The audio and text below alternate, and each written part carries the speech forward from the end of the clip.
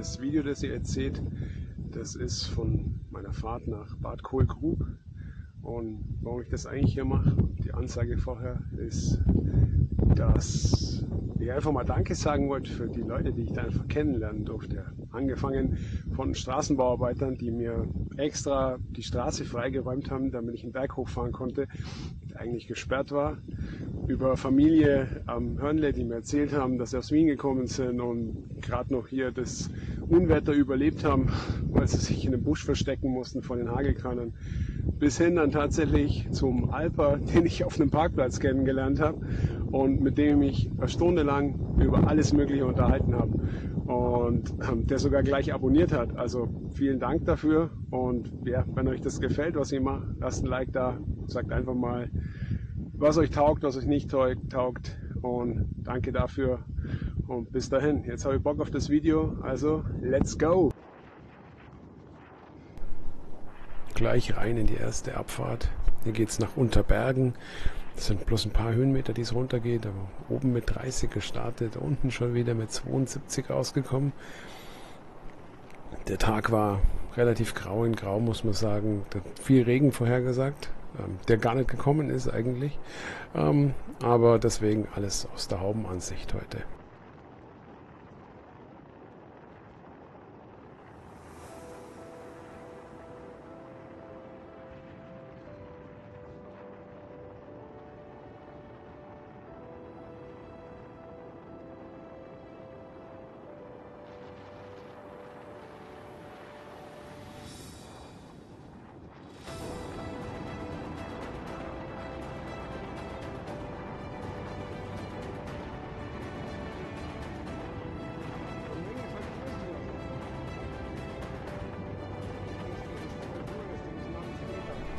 Das ist jetzt hier direkt hinter Landsberg auf so einer neuen Umgehungsstraße.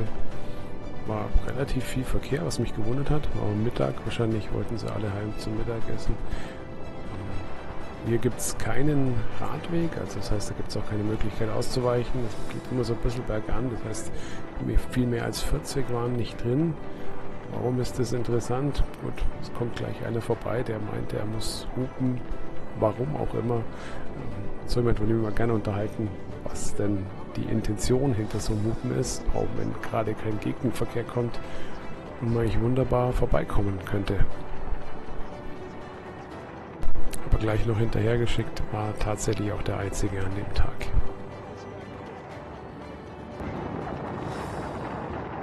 Heute 1200 Höhenmeter, da ist wieder so einer, der hupen muss. Der Billion hat sich bestimmt gefreut. Hier geht es jetzt in den ersten Anstieg rein. Ich habe rechts unten eingeblendet, welche Höhe, wie viele Schläge mein Herz pro Minute gemacht hat. Unten am Fuß noch relativ entspannt mit 140 Schlägen pro Minute. Oben dann eher Richtung 180, also war auch relativ steil und lang der Anstieg.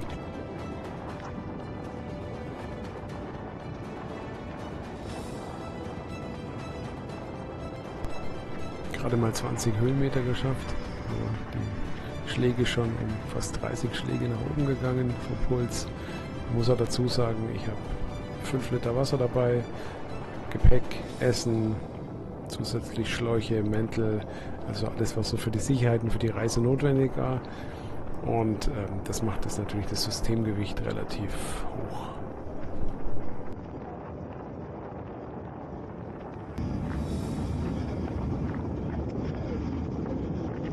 Wenn das 1% Steigung ist, wie es Navi anzeigt, fress im Besen. Leider kommt das auf dem Bild gar nicht so rüber, dass es echt relativ steil war. Also ich hätte an der Stelle 8% gesagt, das Garmin Navi hat 1% gesagt, so wie ich geschnauft habe, behaupte ich, nein.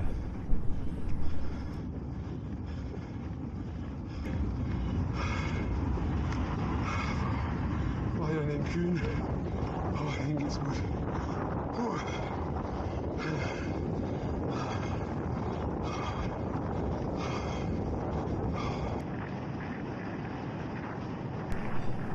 Endlich wieder ein bisschen Fahrt aufgenommen und jetzt auch landschaftlich richtig schön, konnten relativ weit sehen, alles ein bisschen hügelig, deswegen auch mal von außen gefilmt.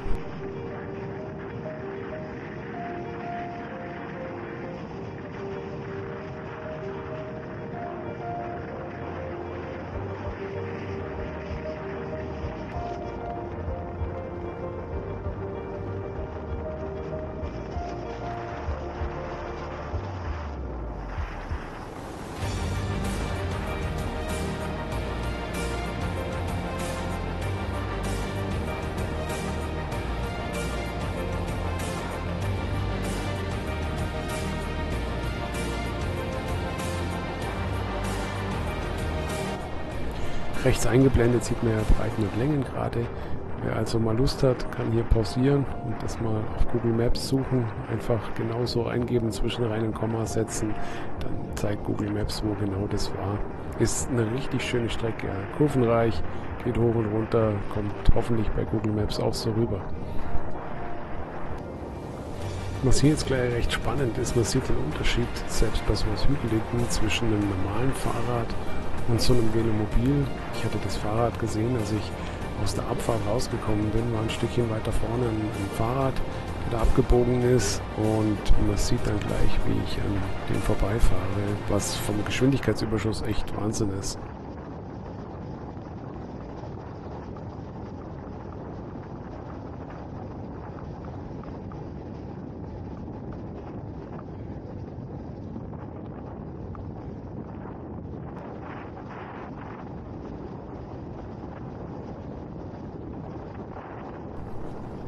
Was hier ganz gut auffällt, ist, dass das so hügelig ist. Ist normalerweise keine typische Velomobilstrecke.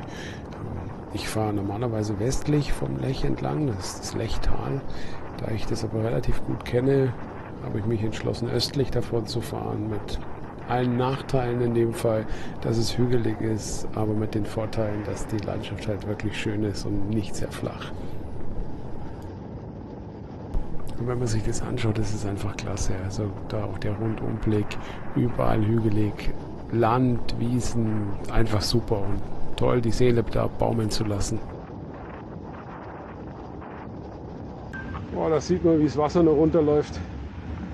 Wahnsinn. Schaut euch das an. Die Unwetter hier haben mir ganz schön gewütet. Aber gerade ein paar coole Bauarbeiter kennengelernt, Straßenarbeiter. Eine Runde unterhalten, einer war total fasziniert davon. Ich habe gleich Fotos gemacht, echt super nette Jungs. Sehr cool, die haben mich dann noch durchgelassen durch die Baustelle, dass ich hier hochfahren kann.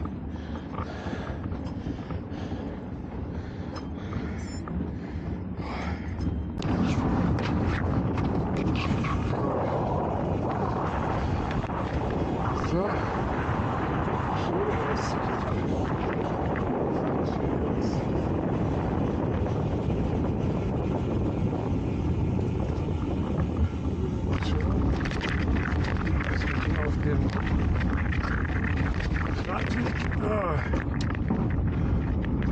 Wenn hier eine Baustelle ist.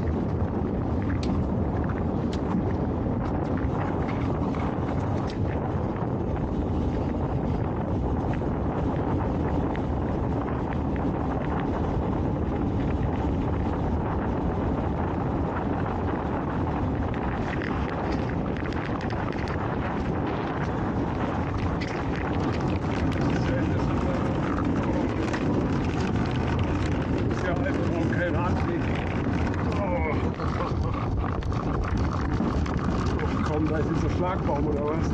Das ist doch Affenscheiße.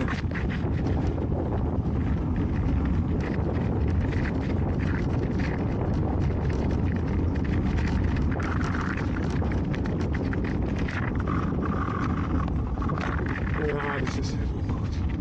Sowas ist halt einfach ungut.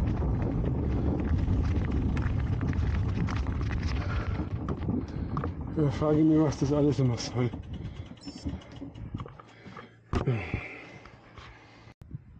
In die Richtung ging es nicht weiter. Da sieht man den Schlagbaum. Interessant auch der angebliche Radweg, den mir der andere Herr empfohlen hat, den ich fahren kann. Schauen wir mal in die Richtung. Vorne sieht man den Empfang, so ein kleines Häuschen, das soll es außen rum gehen. Dann schauen wir einfach mal, ob es in die Richtung geht.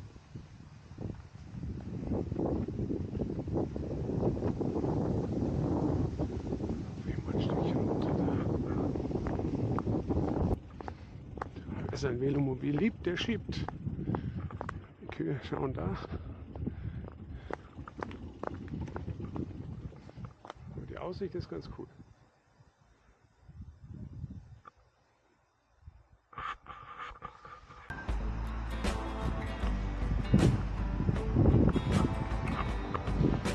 Echelsbachbrücke. Na, schauen wir mal, wie das da ausschaut. Richtig muss es Echelsbacher Brücke heißen. Das habe ich auf die Schnelle falsch gelesen.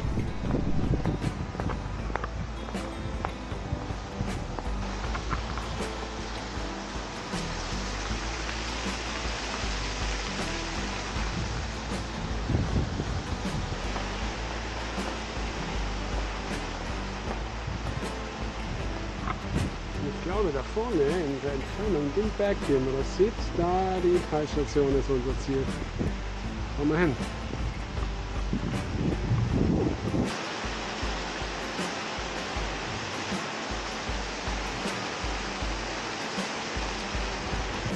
Angekommen am Fuß vom Hörnle in Bad Kohlgrub. Jetzt 90 Kilometer, 900 Höhenmeter knapp. Da hinten wird gearbeitet. Und da laufen wir jetzt hoch. So hätte der Ausblick aussehen können. Allerdings hatte die Hörnlebahn zu und Auf- und Abstieg, nachdem es schon 16 Uhr knapp war, war mir einfach too much dann. Deswegen ab in die Rückfahrt. Rückflug sozusagen. Der Rückflug. 90 geschmeidig hier.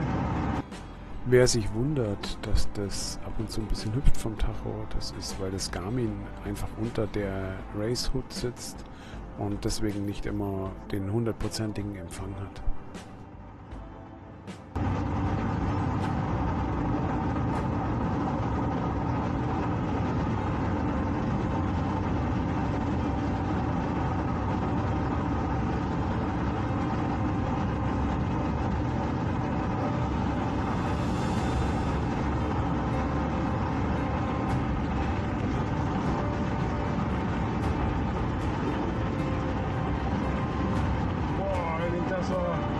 LKW erwischt mit seiner Fahne hinten raus.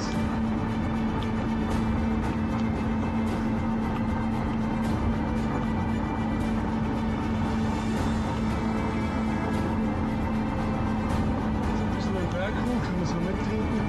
Ordentlich reintreten.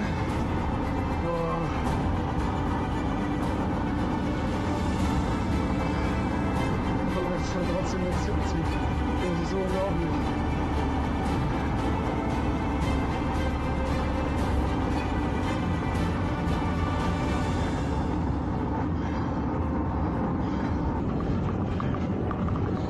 So, das ist jetzt der Rückweg.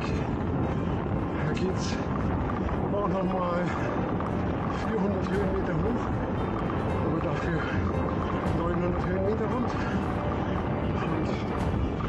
Vorhin sind wir schon richtig schnell gefahren. 90. Jetzt geht es ein bisschen langsam mit 21. Ging es ein bisschen hoch. Und jetzt gleich wieder.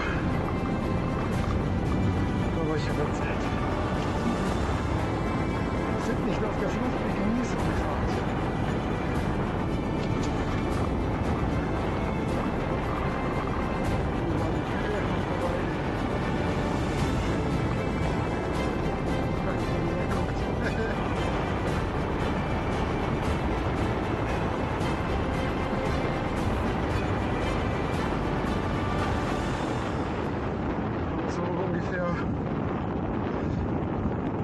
Was müsste es sein? 1200 Höhenmeter, 1300 Höhenmeter auf 180 Kilometer.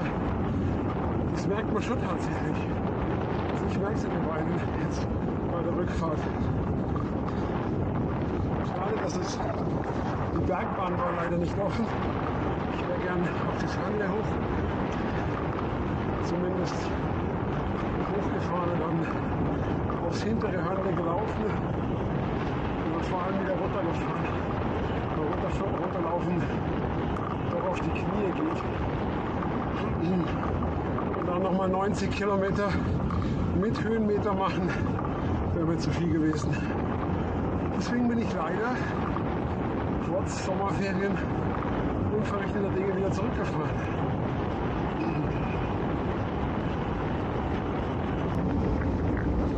Das sieht aus wie eine Rennstrecke.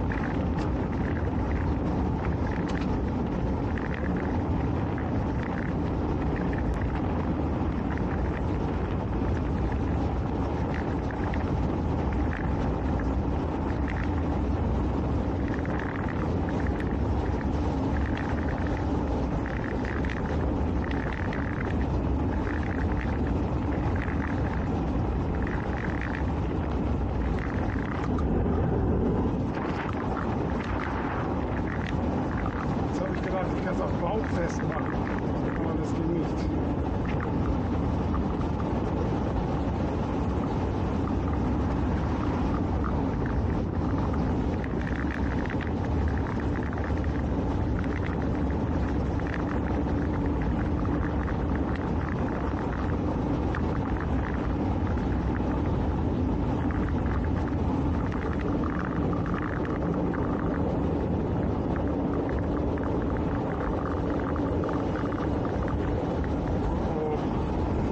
Wieder einen neuen Tee, oder? Ich habe einen neuen Tee gemacht.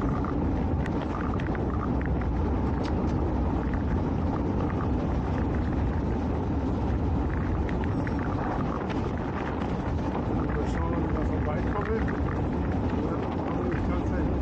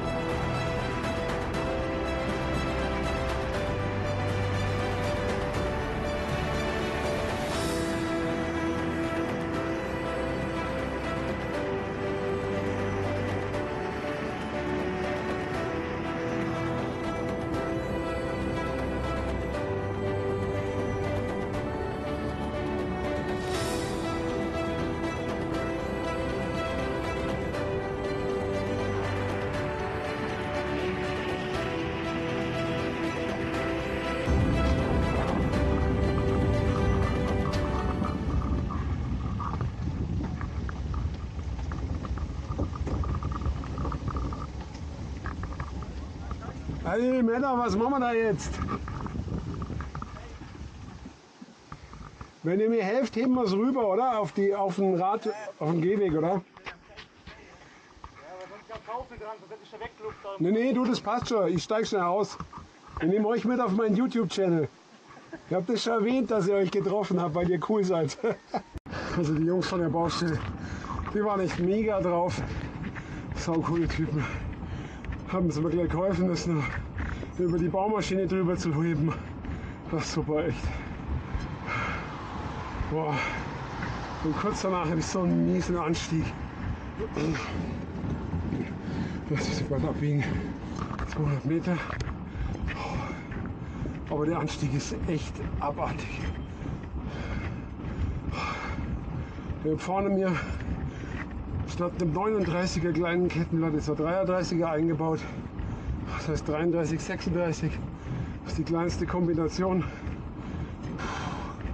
Das war heute bitter nötig. Das ist echt teilweise hart. Krass, was da für Anstiege hochgeht. Muss man schauen. Jetzt muss ich wieder auf die Straße wechseln. Das ist relativ neu, dieser Radweg.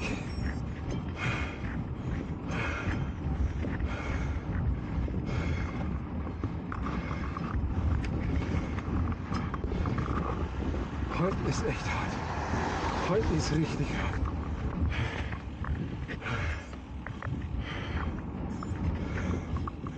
Wenn du so langsam bist, dass das Navi gleich aufhört, dann weißt du, was los ist.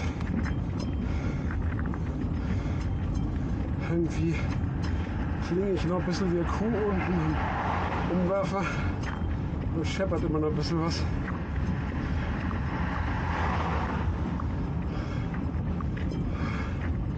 Die finalen 200 Meter.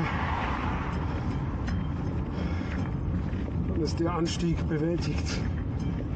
Oh, ich sehe gerade, das ist Anstieg 2 von 3. Kommt also noch mal sowas. Ja, was soll's. Noch ist hell und Licht haben wir auch dabei.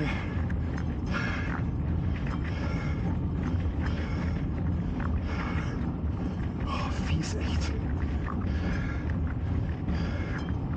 So, fertig. Von Landsberg Richtung Augsburg. Das ist schon richtig geil. Da geht es immer ein bisschen bergab.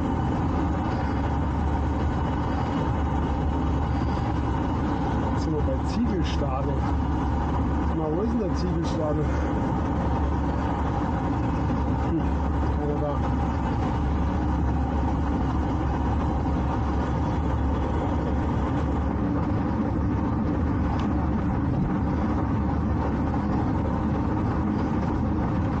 Super stark, echt. Wie das läuft.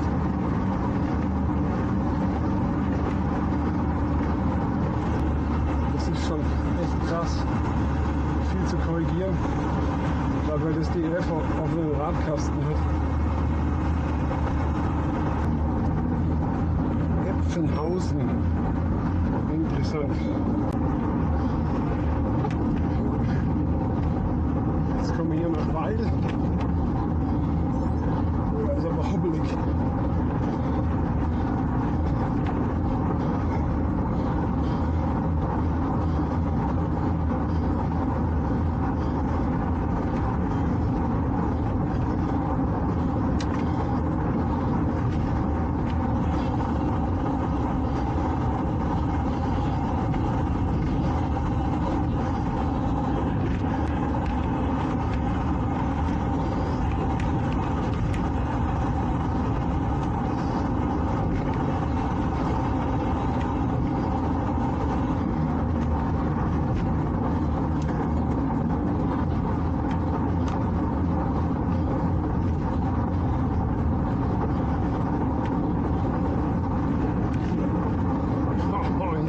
Das ist super.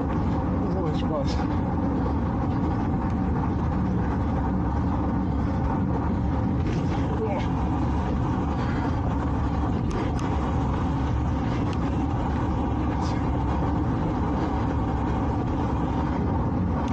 Die Kanaldeckel können Sie ein bisschen höher legen.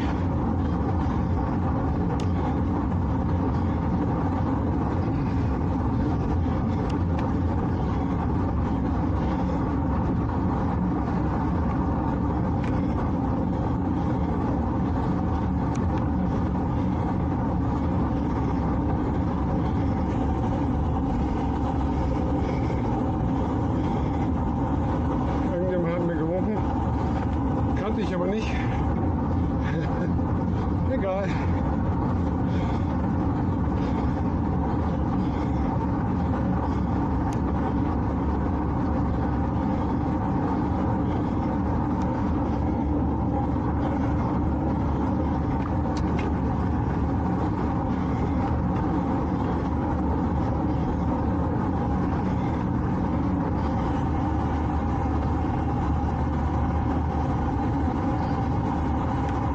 So eine Teststrecke vor der Haustür hätte, finde ich geil.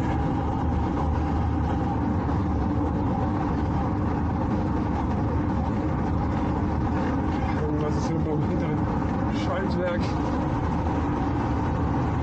Hier geht es halt locker mit 70 Volt. Das ist echt cool. Oh, dann noch neuer Asphalt. Sehr geil.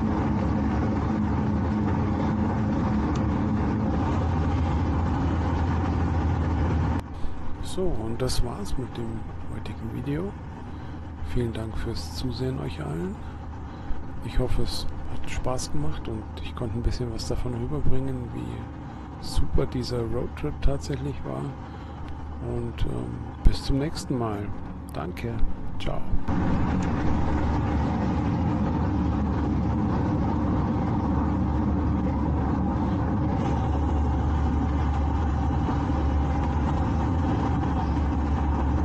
In der Fahne ein Stoppschild hingemacht. Die Ernstszeit. Jetzt, wo es so schön läuft. Na gut, halte ich halt ab.